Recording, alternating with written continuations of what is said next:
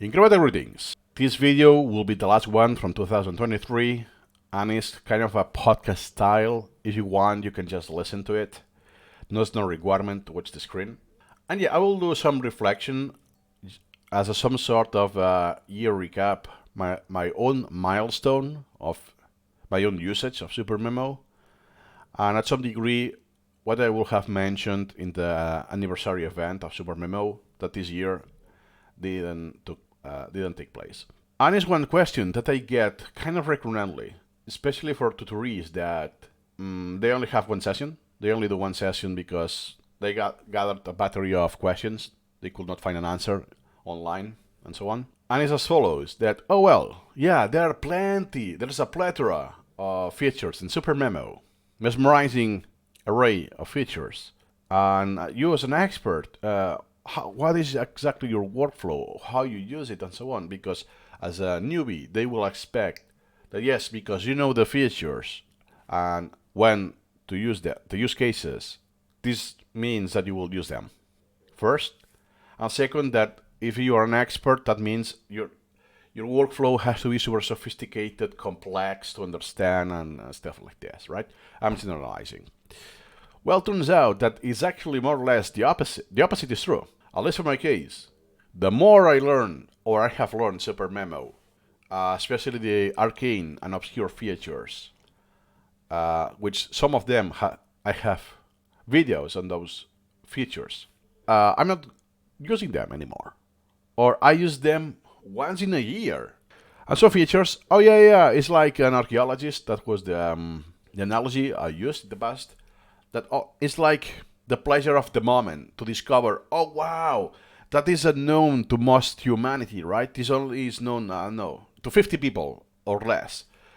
So it's mostly unseen, and oh yeah, and it's not even documented, or not documented enough. Not in the incremental reading, not just in the incremental reading manual, but in the SuperMemo Wikipedia. Oh yeah, you have some comments from 10, 15 years ago, and yeah, that's about it. So it's more discovering and trying myself and see what happens. And based on experience and years, I had chances long term to discover if this is useful or not.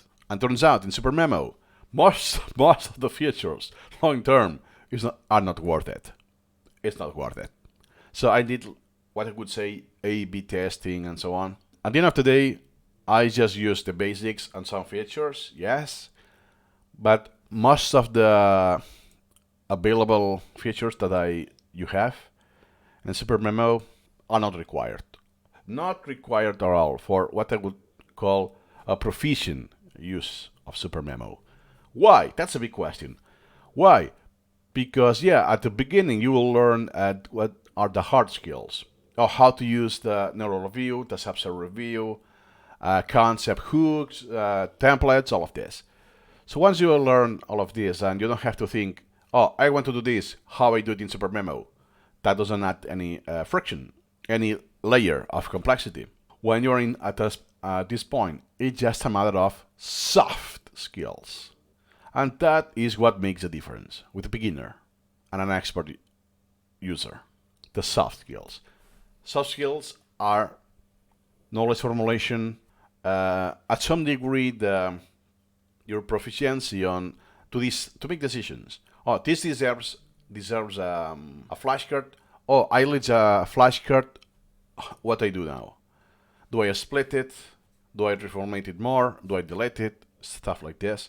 Some of those little decisions and skills that require a lot of practice and are at some degree subjective.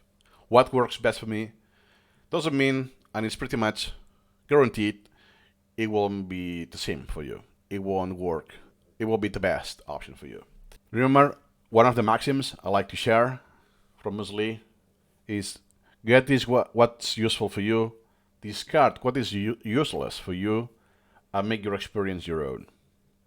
As simple as that. Don't copy the experts just because, oh, it's an expert. Or let's say, oh, Piotr Wozniak created himself on 56 years of SuperMemo usage. Oh, it's doing this and that. Oh, I will copy them because copy copy him because that's the best usage of SuperMemo I can achieve for, right? Not in my opinion. That depends on your goals, your preferences, how you use SuperMemo for. I know people, tutorees, people who hired me that have used SuperMemo for way longer than I did, even before I started using Anki. And I will stretch it even more. Even before incremental reading was released in the year 2000.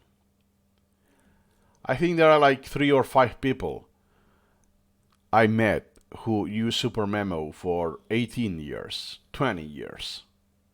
Crazy. Crazy.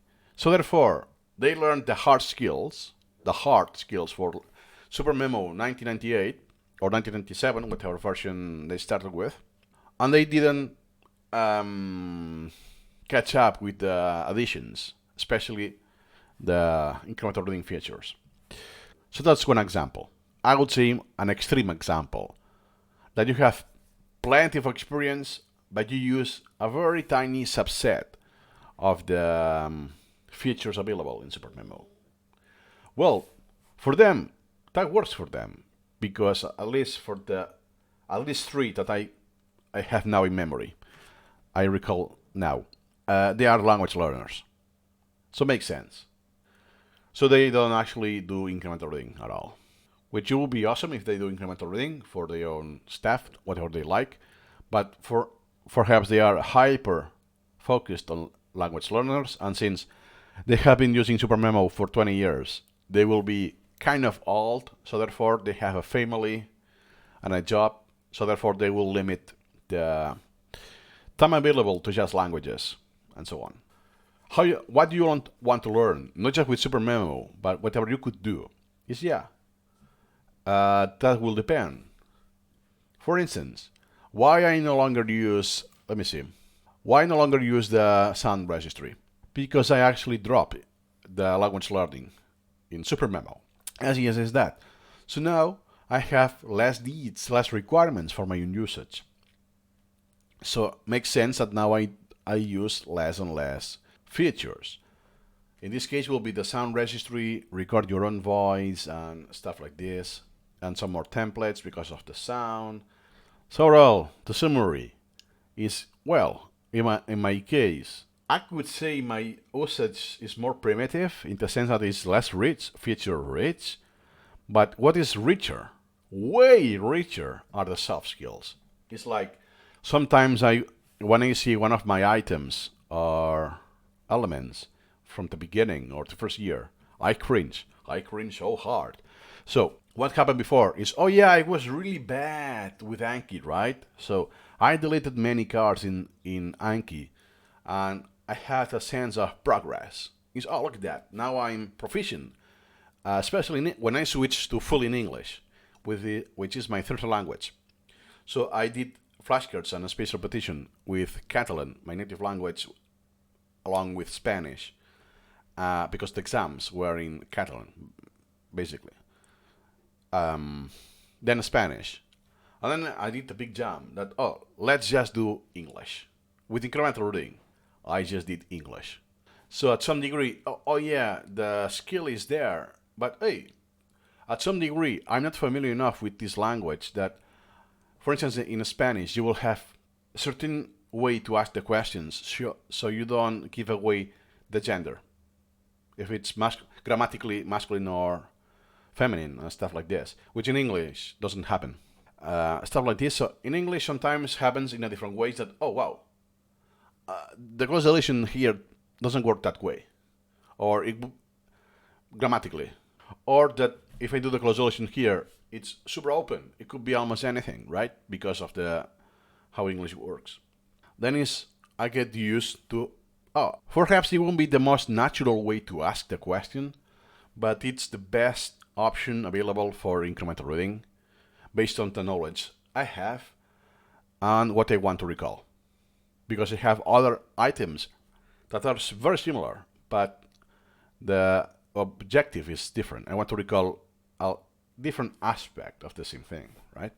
So without going into details, are the soft skills. And this never ends. I will never stop learning and improving my formulation, regardless of the language I use. I don't take this as some sort of frustration that, oh, I will never achieve success or I will never achieve mastery. Well, that's the beauty of it. There's always improvement. Perhaps there's at some point the gains are what's called marginal gains. There's very little room of improvement, but there's still something. Piotr Wozniak, at his age, in 60 years, he gonna still learn new stuff and learn from his past self. So I know that perhaps my channel gives the opposite impression, because I have tons of videos of many features and oh yeah, wow, I need to know all of this, all of that. No, absolutely not. And it happened sometimes during one tutoring session. Someone asked that is, oh wow, yeah, I remember I did this. Perhaps I even remember I did, and I shoot a video on that, but now I don't know because I haven't done this in a spaced repetition. I haven't created an item, so therefore, forgotten. So sometimes it's, oh yeah, I will just let you know later. I will look it up. Or if I did the video, I will just link the video afterwards. And sometimes I watch my own video. It's, oh wow, it was there in the menu. I don't even remember shooting this. So I mean, I remember shooting the video as a whole, but not this moment. Or this is, oh wow, what is this window? Or I had to this, or which is mesmerizing. But this is an example. Illustrates very well the example that this cardboard is useless for you. All of those features were useless. Yeah, they were pleasurable to learn, to see how it worked, and so on. But once it happened, like a movie, that is just for entertainment. Once the movie finished, that's the end. You only got entertainment. It's not a movie that triggers a lot of thought and it keeps you for years. It's a learning experience, a thought experience, which at some sort forms part of you, that movie, versus just entertainment. So I hope I made more than clear my point. And that's why in 2024, next year, resolution, I carry over one of the resolutions from last year, and is to make a SuperMemo course. And the SuperMemo course will be more or less in this perspective. There will be a plethora of features that, yeah, good to know, but it's almost guaranteed you won't be using them. Doesn't justify all of this. So I hope to release this sometime next year. I also enjoy making those videos, but I just need time. So thank you for listening. Hope this has been useful for you, and see you next year.